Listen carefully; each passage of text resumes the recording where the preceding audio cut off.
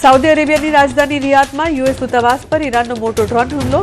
2 ડ્રોનથી American દૂતાવાસ પર હુમલો કરાયો। જો કે આ હુમલામાં મર્યાદિત નુકસાન US secretary of state Marco રૂબિયોએ ઈરાનને આપી મોટી ચેતવણી।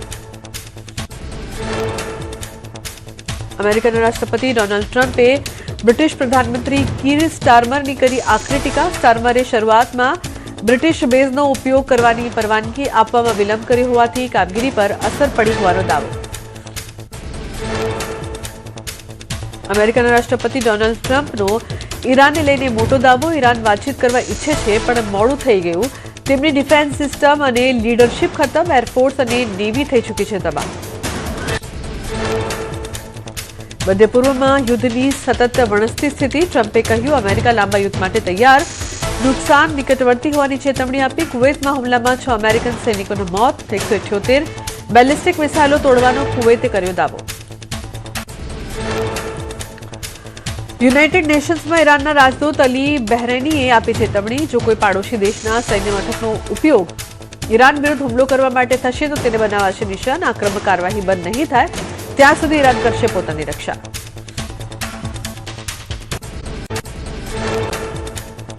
મહેસાણાના વિસનગરમાં ધૂળેટીની અનોખી રીતે ઉજવણી। ધૂળેટી નિમિત્તે પરંપરાગત ખાસડા યુદ્ધની હર્ષોલ્લાસ સાથે ઉજવણી। રંગોને બદલે શાકભાજી ઉડાડીને ઉજવણી। ખાસડા યુદ્ધ જોવા માટે કેબિનેટ મંત્રી ઋષિકેશ પટેલ પણ પહોંચ્યા।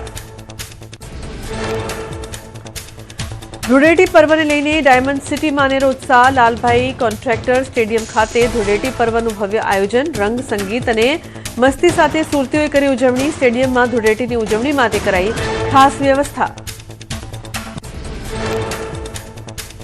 સુરતમાં ધૂળેટીની અનોખી ઉજવણી કરવામાં આવી। યુવાનો કીચડમાં ધૂળેટીની મજા માણતા નજર પડ્યા। ડીજેના તાલે કીચડમાં લોકો રગડતા જોવા મળ્યા। જામનગર પોલીસ પરેડ ગ્રાઉન્ડ ખાતે પોલીસ પરિવાર દ્વારા ધૂળેટીની ઉજવણી કરવામાં આવી। આ તકે એસપીએ ધૂળેટીની શુભેચ્છાઓ પાઠવી। કાયદો અને વ્યવસ્થાની સ્થિતિ જળવાઈ રહે તે પ્રકારે ધૂળેટીની ઉજવણી માટે લોકોને કરી અપીલ। સુરતમાં નાયબ મુખ્યમંત્રી હર્ષ સંઘવીએ વૃદ્ધાશ્રમમાં ધૂળેટીની ઉજવણી કરી। નાયબ મુખ્યમંત્રીએ વડીલોના ખબર અંતર પૂછ્યા। હર્ષ સંઘવીએ વડીલોને મીઠાઈ ખવડાવીને મોઢું મીઠું કરાવ્યું। વલસાડ જિલ્લામાં હોળી ધૂળેટીના પર્વની ધામધૂમથી ઉજવણી કરાઈ। સાંસદ ધવલ પટેલના નિવાસસ્થાને રંગોત્સવનું આયોજન કરાયું। ભાજપ પ્રમુખ હેમંત કંસારા, ધારાસભ્ય અરવિંદ પટેલ અને જીતુ ચૌધરી ઉપસ્થિત રહ્યા। જામનગર 79ના ધારાસભ્ય દિવ્યેશ અકબરી પરિવાર સાથે અનાથ આશ્રમના બાળકો સાથે રંગે રમ્યા। ધારાસભ્ય દિવ્યેશ અકબરીએ નાના મોટા બાળકો સાથે ધૂળેટી રમી આનંદ ઉલ્લાસ કર્યો। બહેરા મૂંગા તેમજ અનાથ બાળકોને મીઠાઈ નાસ્તો કરાવ્યો।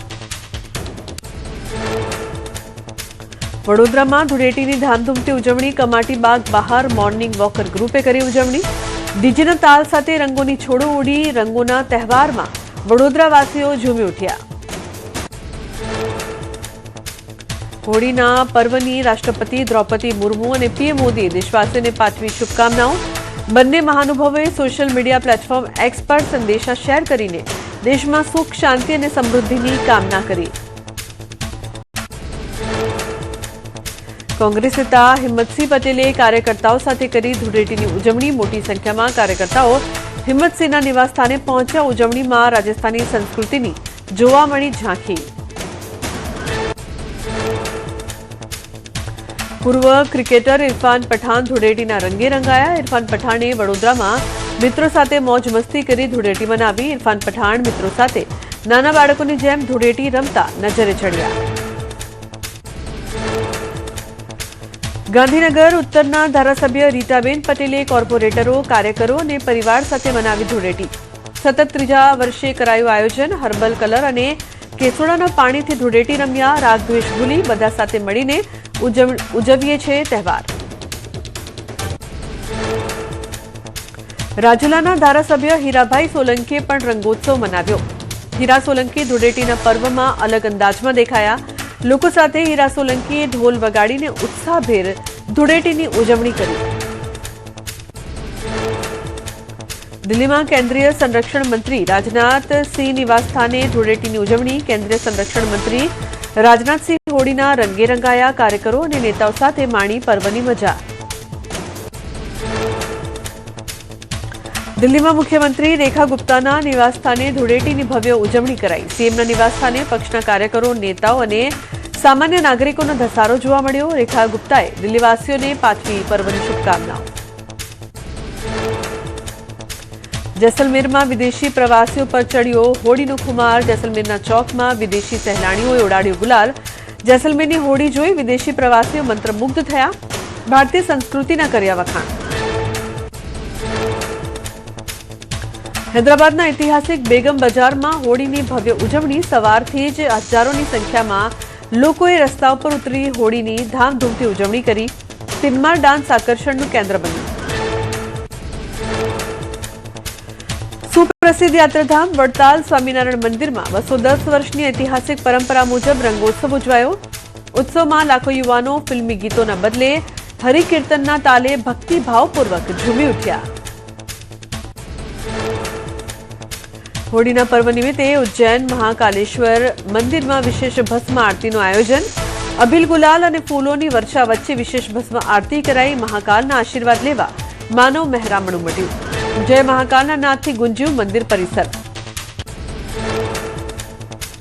પુરીમાં હોળીના પર્વ નિમિત્તે જોવા મળ્યો અદ્ભુત નજારો। મહાપ્રભુના આંગણે વિદેશી સહેલાણીઓ પર ચડ્યો ભક્તિનો રંગ। વિદેશી પ્રવાસીઓ અને ઇસ્કોન સાથે જોડાયેલા ભક્તોએ પરંપરાગત રીતે હોળીની કરી ઉજવણી।